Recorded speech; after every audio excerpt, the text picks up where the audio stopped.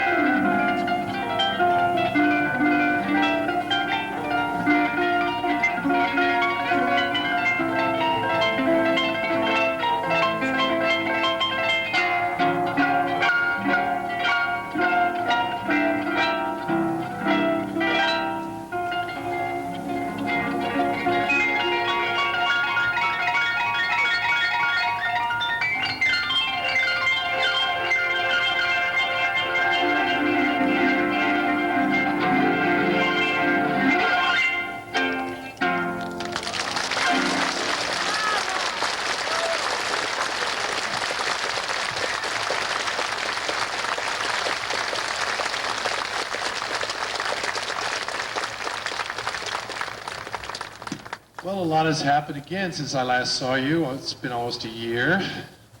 The travels of Dwayne Fulton. One of the highlights, by the way, and I can really recommend this, I was on a cruise ship in September, and we went to Alaska. It was the Sitmar Lines, the Fair Skies. Have any of you been on this trip to Alaska? Yeah, it's great, isn't it? And it's really the last unpolluted frontier, I think, in the United States. And it was, of course, before the Valdez. And we had a great time. And we took the helicopter trip up over the Mendenhall Glacier and saw snow that was hundreds of years old. And it was an incredible situation. And then I took my harp onto one of the Indian reservations and did a little harping. And they had the Indians, it's called the Klinglet Indians, had this like a nose flute. So we were doing some interesting flute, or I guess you call it a flute, and harp things. And it was a fascinating trip. And of course, then my Columbia tours, we've been all over the place. But to get on with the music, I'd like to do something tonight, some of the old kind of dance tunes from the 40s and 50s. Of course, they're all love songs. And so I don't think that any of these really need any kind of an introduction. But I was thinking this afternoon about some foxtrot things that when we used to all dance that. Now what is the beat that they use today? What is it called? Disco? Okay. Well, let's go back to the days when we didn't have to really sweat and we used to touch one another when we danced, remember? So things like I'm in the Mood for Love and Where, When, and Laura, and this kind of thing.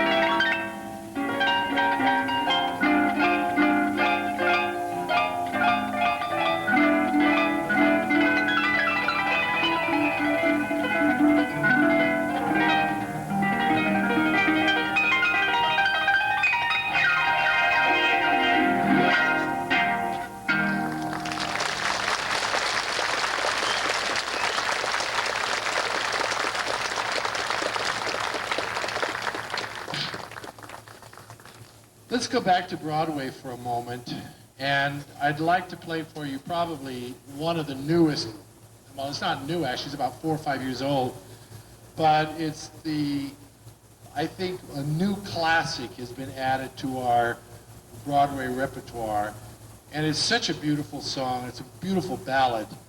And if any of you have seen the Broadway show Cats, you'll know what I'm talking about. It's the theme or memory from Cats.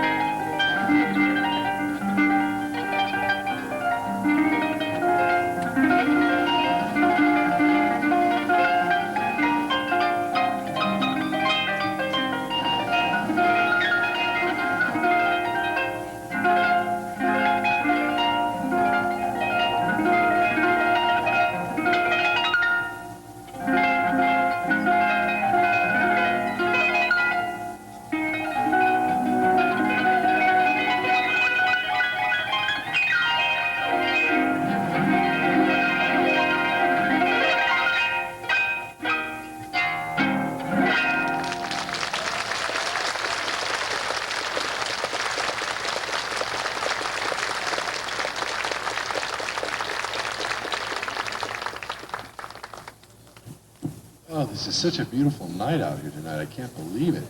No wind, no fog. Isn't this great?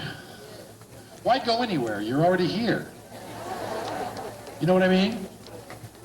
It's true. I love Southern California, particularly down in this area.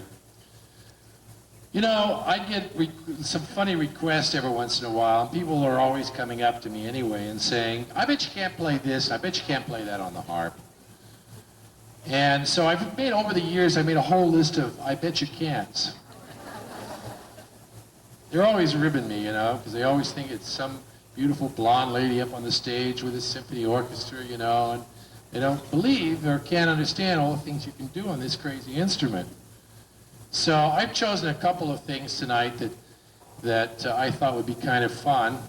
It's on my I Bet You Can't list. And one will take us down to the Caribbean. It's Yellowbird. And the second one is from Greece, Never on a Sunday.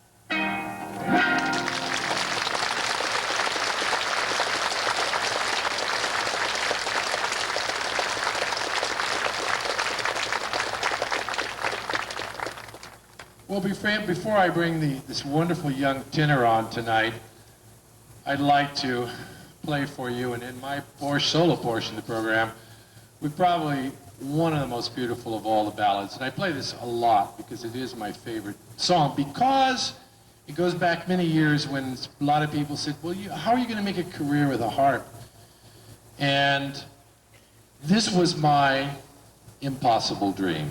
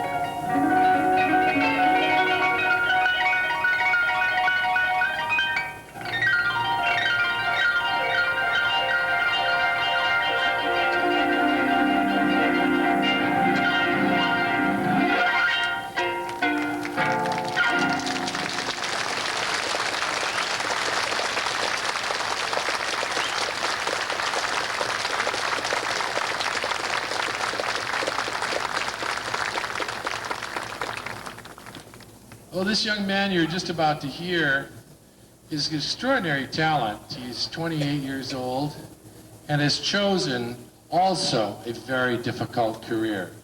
A career in opera and the musical stage. And this isn't easy. And we were talking coming down in the car tonight. I said, Bruce, you sure have a lot of guts to do this, because I know a lot of singers who are extremely talented and are having a very difficult time, and particularly in the early years, getting started and having your parents' support and the support of the community, because you really depend on friends and whatever contributions you can get until you finally make the operatic stage. So particularly today, any young man or woman that chooses this field, my hat is really off to them, because when they get out of college, there ain't that corporate job waiting for you. It's the pounding the streets and the music lessons and a million things involved, and the daily vocalizing and so on. But once you get there and once you make it, of course it's worth all the efforts. Bruce is right now working up in Santa Barbara with the opera company, the Music Academy of the West, and he's also connected with the Los Angeles Opera, the Young People's Opera there. And we've chosen some songs I think you're really going to enjoy. But I'm going to let him introduce the rest of his program. We're going to open with Dein ist mein ganzes Herz allein, or Yours is my heart alone, by Franz Lehar. Bruce Johnson.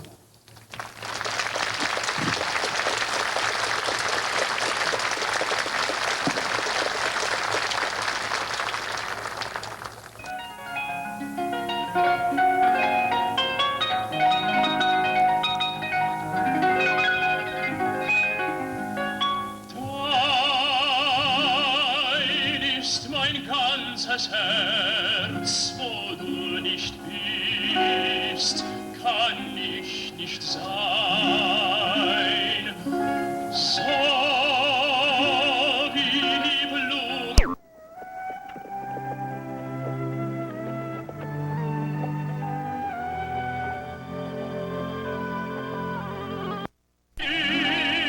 Ist der Sonnenschein.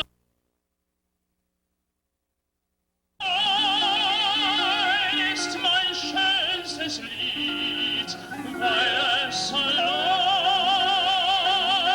aus der Liebe erblüht.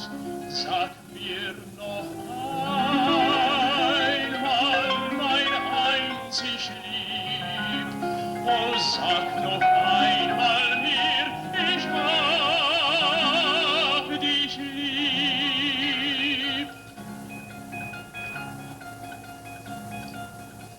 Wohin ich immer gehe, ich will deine Nähe. Ich möchte deinen Atem trinken und betend dir zu Füßen sinken.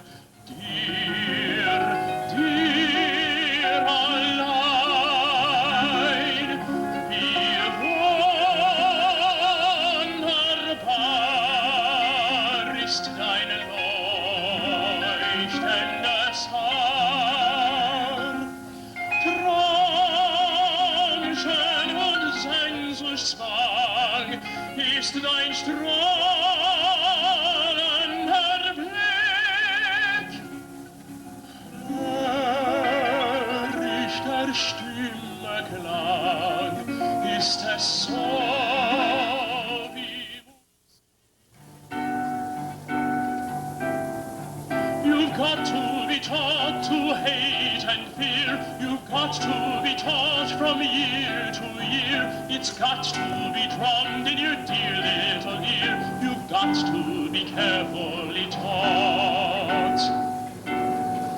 You've got to be taught to be afraid of people whose eyes are oddly made and people whose skin is a different shade. You've got to be carefully taught. You've got to be taught before it's too late, before you are 6 or 7 or 8. To hate all the people your relatives hate, you've got to be carefully taught. You've got to be carefully taught.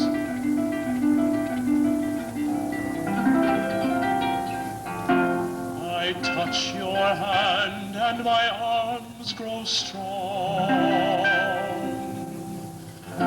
like a pair of birds that burst with song. My eyes look down at your lovely face, and I hold the world in my embrace. Younger than springtime are you, softer than starlight are you, warmer than winds of June are the gentle lips you gave me. Gayer than laughter are you, sweeter than music. Take my hand. stranger in paradise, lost in a wonderland, a stranger in paradise. If I stand starry-eyed, there's a danger in paradise from mortals who stand beside an angel like you. I saw your face and I ascended out of the commonplace into the rare. Somewhere in space I hang suspended until I know there's a chance that you can. Won't you answer the fervent prayer of a stranger in paradise? Don't send me in dark despair from all that I hunger for, but open your angel.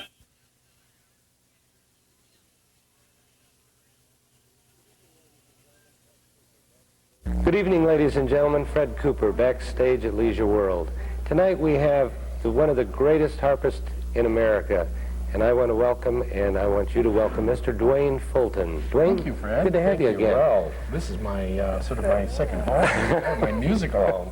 What is it, 15 years? Is that what we've been doing, approximately? Except for a couple of times, A couple yes. of times. Yes. I was in New York or Europe Right, or something. right. You were in Europe one year, but you've always done a super show for us. Thank you. I want the audience to know more about you first.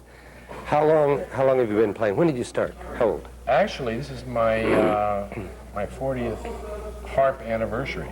I started in 1949. I'd been studying piano before that. That was when I was in high school. And a girlfriend of mine played the harp. That's how I got started.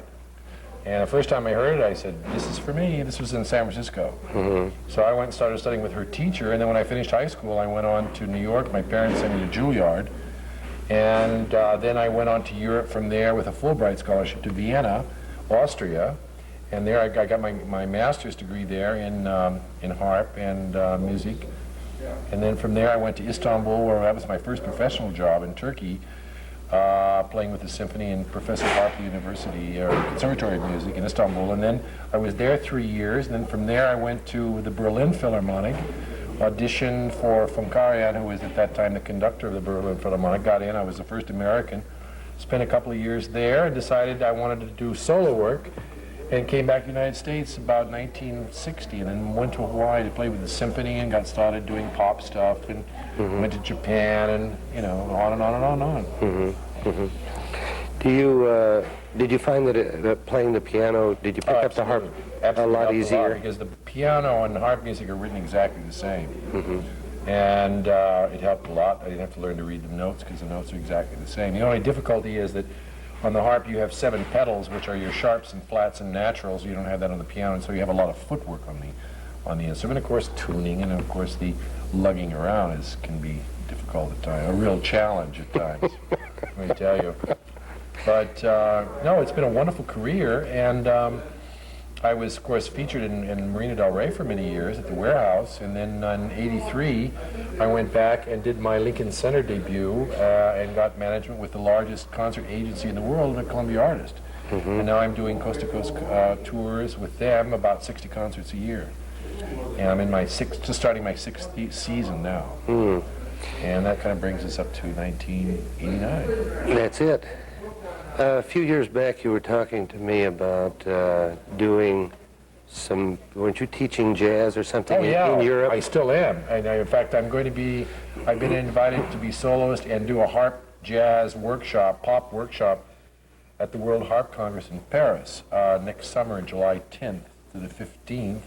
We're going to be performing and teaching at Versailles Palace and so on. It's going to be quite a thing. And yes, I'm still giving these pop / jazz seminars teaching young harpists, showing them how to play pop and jazz on the harp. That's a little unusual from the standard. Right. It is, but they've got to make a living. I mean, it's better that these kids are, you know, playing in a restaurant or a lounge or somewhere than, you know, working in a parking lot or something, you know? Yes. Much better. Yes, yes. Let's talk about the harp a minute. How long's the harp been around? How long has the harp been around? Yes. Well, the first harp that they found, actual harp, was in the tomb of King Tut. What is that, 3000 BC. They found clay harps, C-shaped, in the graves of the Sumerians or Hittites, which goes back 4,000, 5,000 BC. But the harp was really never developed to this extent with the pedestal, the 47 strings and the 7 pedals until about 1832. So it's relatively a new instrument. It comes along with about 1820. It was developed in Paris. So it runs pretty close to the hammerklavier or the concert grand piano. That's when the piano was developed, about the time of Beethoven, and so on, the harp at the same time. This particular harp. How many have you got, number one? I've got 3 now. 3. And how many have you had through your career? Oh, I guess 20, something like that right? that. Yeah. This one's 8 years old. It's made in Italy. It's an Italian harp, and it's probably one of the best harps around. How long does it take them to build one? It takes about 7 months. A lot of gold on this one. Yeah, about $3,000 worth. Well, it was yesterday anyway. I haven't seen it. And a lot of gorgeous handwork on It's this. all isn't it? hand Yeah. done, Yeah. exactly. All hand done. It's African walnut there in the back, and spruce in the front. And what would one like this cost me today if I went to If buy you one? went out to buy one for your living room, it'd cost you $28,000. Is that right? Yeah. Well, we'll take 2. All right. Make bookends, right? That's gorgeous. That is great. You, of course, it's no nicer than the guy that plays it or the lady that plays it. You have a friend that we were talking about, too, on the East Coast. They'll probably cut this out, but that's all right. Who was a girl that I saw interviewed that time that I mentioned to you, and you said a very good friend of yours. She plays a harp, and she was from Maine or somewhere up in there, remember? Was that Alice Shalafu or That was it. yeah, Yes. she's the main harp teacher, right? Oh, she is a teacher. Teacher, right. And the show tonight was a super show. That was fun. I owed half of the show to my friend Bruce Johnson I know, at dinner. and we'll be talking to him in a moment. But I know through the years you have given opportunities to many young people. That's one of my goals in life. That's great. I really love it. I mean, every chance I get, because you know, during the concert earlier, I was saying it is so bloody difficult for these kids to get a showcase, number one, and they have the opportunity to get out there and sing. This is the best schooling in the world, is to be up there on stage and doing it. Aside from your technicals, you can sing and vocalize all you want in your studio or at home, but it's when you get up on the stage is when you really start making music, because you need that audience. You need that metaphysical input coming in from out there. And that's when if you've got it, then that's when it's going to happen. Sure. Because I've always played my best when I've had an audience. I mean, at home, I practice and things go well, but if you really want to get to know me musically, just give me a couple of thousand people, and that's it. Well, the adrenaline flows. And so on. You get hyped. This is why with these young people, I mean, I work a lot with them in various areas, and I hear their stories all the time, and it's just, I don't know where this is all going to go. We need more support for our arts in America, as you well know, Fred, and from the government. And I think singers probably have it the worst, more than the pianists or violinists, because they really don't have the opportunities to perform like pianists. I mean, you need an opera house for most of the singers. I mean, like, for example, Bruce. Right. And we have, only 4 or 5 major companies in America, where in Europe you've got one in every town. Yep, right. See, that's the big difference. So that's why I've kind of made it I'll tell you that, quite honestly, I'm a frustrated singer. I really am. So I thought, well, if I can't sing, I'll just get somebody to come along. You know, I think it amazes the audience. A lot of people have heard harpists, but they have not heard the quality harp you play, number one. And the people in television land that has not heard you, I think, missed a treat tonight. But I think that when we write this up in the Leisure World News, that people think, oh, a harp for an hour, and they don't expect to hear what they hear out of you, plus the singers that you normally bring to us. And I think you've outdone yourself this year, really. I'm proud of it. I'm proud of it, and I'm proud of you, because you've been a friend too many years. But well, I think the audience responded the best tonight of all we've ever had. I've never seen them so really dazzled. Yes, he brought them down. Both of you did an excellent job. I really appreciate it. We'll be seeing you next year, I hope. I hope so. It can't be July. The first part of July, right? If I don't get that phone call, I'm going to get an inferiority complex. I'd love to. Sure. In a moment, we'll be interviewing Bruce Johnson, the singer for the evening. Right now, we would like to tell Dwayne good night and see him next year. And if you missed the show this year, be sure and come out next year when you see the greatest harp in the world, my opinion, of course. Thank you very much for being with us, and we'll be back in a moment.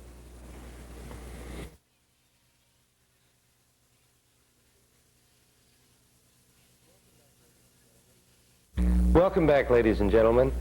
And we would like to introduce you to a young man who sang tonight at the amphitheater here in Leisure World, sang with Dwayne Fulton and the harp. Please welcome Mr. Bruce Johnson. Bruce, good to have you tonight. Thank you. It's a pleasure to be here.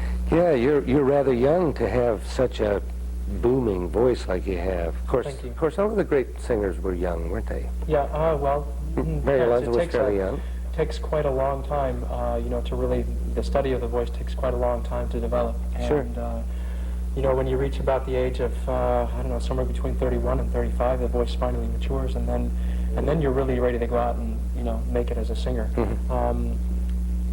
Some of the people, like you mentioned, Mario Lanza, his career started out young because he had probably one of the most incredible voices, of all time. Oh, yes. Mm-hmm. And if you have a voice like that, it's probably easier to start out young. Whereas myself, I have what I would consider, at the beginning, before I started studying, a fairly average voice.